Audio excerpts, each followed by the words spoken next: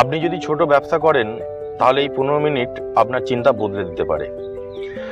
আজ আমি আপনাকে স্বপ্ন দেখাবো না, আজ আমি আপনাকে বাস্তব দেখাবো ছোট ব্যবসা কিভাবে এক্সপোর্ট করে বড় লাভ করছে।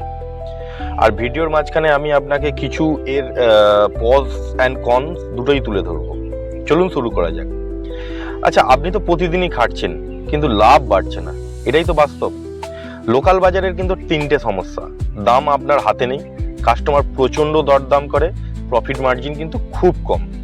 এইভাবে যদি চলে 5 বছর পরেও আপনার অবস্থা একই থাকবে। এখানে কিন্তু এক্সপোর্ট খেলা বদলে দিতে পারে। একটা প্রশ্ন করব, আপনি ভারতে যেটা বিক্রি করছেন সেটাই যদি বিদেশে পাঠান, তাহলে যেটা এখানে 30 টাকায় বিক্রি হয়, 30 টাকা মনে রাখবেন, যেখানে এটা 30 টাকায় বিক্রি হয় বাইরে কিন্তু সেটা 60 থেকে 70 টাকা, এমনকি 100 টাকাতেও বিক্রি হচ্ছে। এক্সপোর্ট মানে কিন্তু নতুন প্রোডাক্ট নয়, এক্সপোর্ট মানে একটা জিনিস, তার একটা নতুন মার্কেট। আচ্ছা, অনেকে ভাবে এক্সপোর্ট মানে বড় কোম্পানি, বড় ফ্যাক্টরি, অনেক পড়াশোনা জানতে হয়, অনেক লেখাপড়া, অনেক ডিগ্রি, এত কিছুর কোনো ব্যাপারই নেই। এটা কিন্তু একটা সম্পূর্ণ ভুল ধারণা।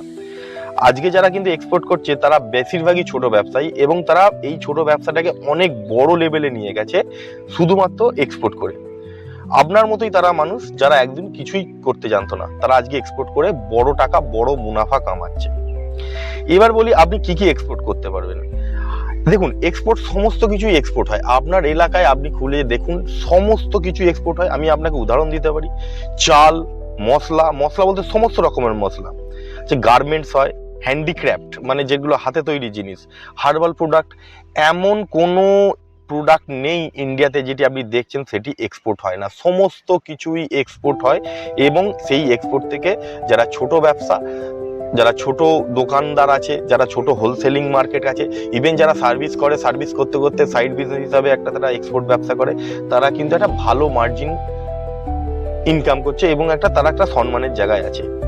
আচ্ছা, এর মধ্যে একটা জিনিস আপনি দেখুন তো, এই যে জিনিসগুলো বললাম, চাল, মশলা, গার্মেন্টস, হ্যান্ডিক্রাফট, ছোট ছোট ইঞ্জিনিয়ারিং প্রোডাক্ট, এইগুলোর মধ্যে সবকটা জিনিসই কিন্তু আপনার এলাকায় পাওয়া যায়। অতএব আপনিও কিন্তু এক্সপোর্ট করতে পারেন।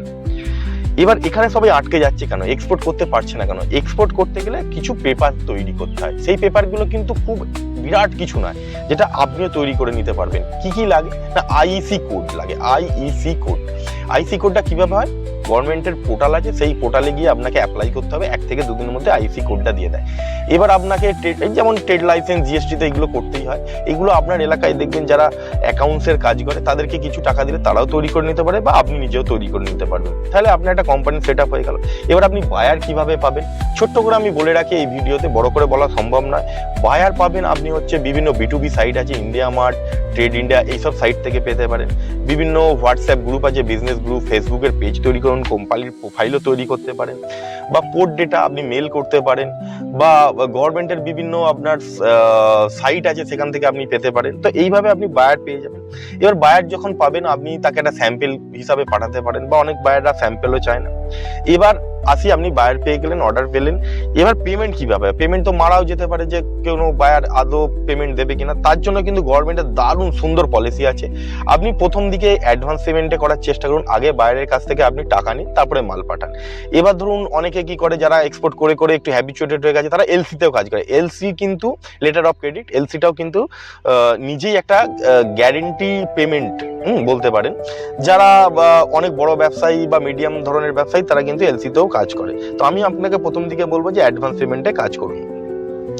আচ্ছা, এবার আপনাকে আমি বলছি, 90% মানুষ ভুল করে যে পেমেন্ট না নিয়ে তারা পাঠিয়ে দেয়। এটা একটা ভুল, এটা মারাত্মক ভুল। এটা যারা খুব বোকা তারাই কাজ করতে পারবে। আচ্ছা, এবার আমি আসল প্রশ্ন আছে, স্যার আপনি তো বলছেন অনেক লাভ, কি লাভটা কি আমাকে দেখান।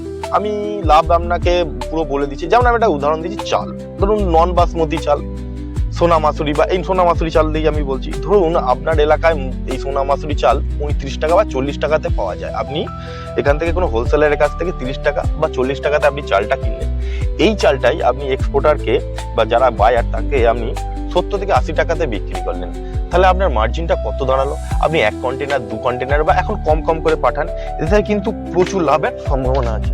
1 কন্টেনার চাল আপনি পাঠাতে পারেন, 1 থেকে 2 লাখ টাকা প্রফিট কিন্তু সম্ভব। ঠিক আছে?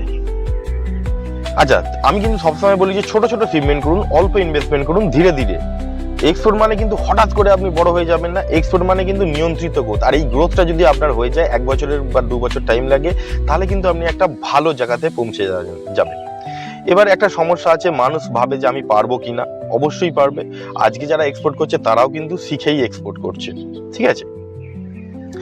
আপনি যদি এই ভিডিওটা শেষ পর্যন্ত দেখে থাকেন, তাহলে একটা কথা পরিষ্কার, আপনি কিন্তু সিরিয়াস। এক্সপোর্ট মানে কোনো জাদু নয়, এটা একটা সিদ্ধান্ত কিন্তু। এবার কমেন্টে লিখুন এক্সপোর্ট, তাহলে আমরা পরবর্তীকালে আরো ভিডিও বানাবো। তো আজকে এই ভিডিওটা এখান পর্যন্তই থাক। আমার নাম নিহারঞ্জন চক্রবর্তী, আমি এক্সপোর্ট ব্যবসার গাইড হিসাবে কাজ করি, ভিডিও বানাই এবং কনসালটেন্ট কোচিং করি। আপনার যদি আমাদের এই ভিডিওটি ভালো লাগে, তাহলে অবশ্যই এটা লাইক, কমেন্ট এবং সাবস্ক্রাইব করবেন। যদি আমার ভিডিওটা একটুখানি আমি ভ্যালু এডিশন করতে পারি আপনাদের, অবশ্যই এই ভিডিওটিকে সাবস্ক্রাইব করবেন।